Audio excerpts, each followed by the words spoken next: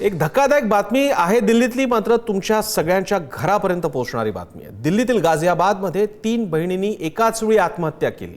Online गेमिंगच्या नादात 3 बहिणींनी आयुष्य संपवलं। 12, 14, 16 वर्षांच्या 3 बहिणींनी इमारतीवरून रात्री एकाच वेळी उडी मारली।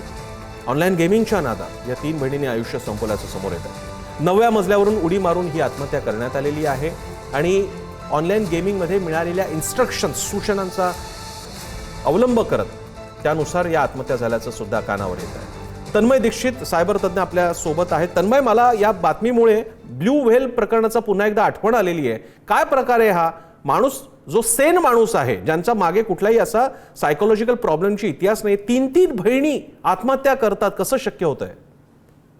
यात आपण बघितलं तर सर्वात पहिल्यांदा आपण व्हिडिओ कॉन्फरन्सिंगच्या थ्रू ते जे ऍप्लिकेशन मोबाईलमध्ये इन्स्टॉल केलं गेलेलं आहे त्या ऍप्लिकेशनच्या थ्रू छोटे छोटे टास्क दिलेत, विश्वास संपादन केला गेलाय आणि एकटं त्यालाच नाही तर पूर्ण प्रमाणे जे आहे ते इन्व्हॉल्व केलं गेलंय। आणि एकदा का ते इन्व्हॉल्व केलं गेलं की त्याच्यानंतर एक छोट्या टास्क पासून मोठे टास्क दिले जातात आणि ते टास्क जेव्हा ते करू शकत नाहीये तेव्हा त्यांना प्रेशराईज केलं जातं, ब्लॅकमेल केलं जातं, हॅरेसमेंट केलं जातं। या सगळं जे आहे हे ऑनलाईनच्या प्रकारात केलं जातं आणि त्याच्यानंतर जे आहे ते जेव्हा ते करू शकत नाही तेव्हा ते ही स्टेप जी आहे ते उचलतात आणि आई वडील सांगतात की मोबाईल यूज करू नये तरी सुद्धा ते वापरतात। त्यामुळे ते पटकन ते आई वडिलांना पण सांगू शकत नाही आणि या ट्रॅप मध्ये अडकतात। पण तन्मय एकच माझा प्रश्न, इतर सगळ्या टास्क केल्या जाऊ शकतात, पैसे चोरले जाऊ शकतात, ऑनलाईन ट्रान्सफर होऊ शकते, पण तुम्ही आता या बिल्डिंगवरनं उडी मारा असं एक नाही 3 बहिणींना सांगितलं जातं आणि 3 बहिणी उडी मारतात, हे कसं काय शक्य होतं?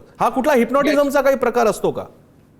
येस, बरोबर आहे। याच्यामध्ये संमोहनाचा वापर केला जातो। समोरच्या व्यक्तीला एवढे इन्फ्लुएन्स मध्ये घेतलं जातं की जी गोष्ट होती आहे ती पूर्ण रेकॉर्ड किंवा त्याचा व्हिडिओ पण काढला जातो आणि असेच फुटेज जे आहे ते दुसरा कोणीतरी व्यक्ती जो असतो तो सुद्धा शूट करत असतो आणि ते किंवा त्या सेल्फ डिव्हाइस वरून ते रेकॉर्ड करून डीप वेब आणि डार्क वेब मध्ये जे आहे ते पोस्ट सुद्धा केलं जातं बऱ्याच वेळेला।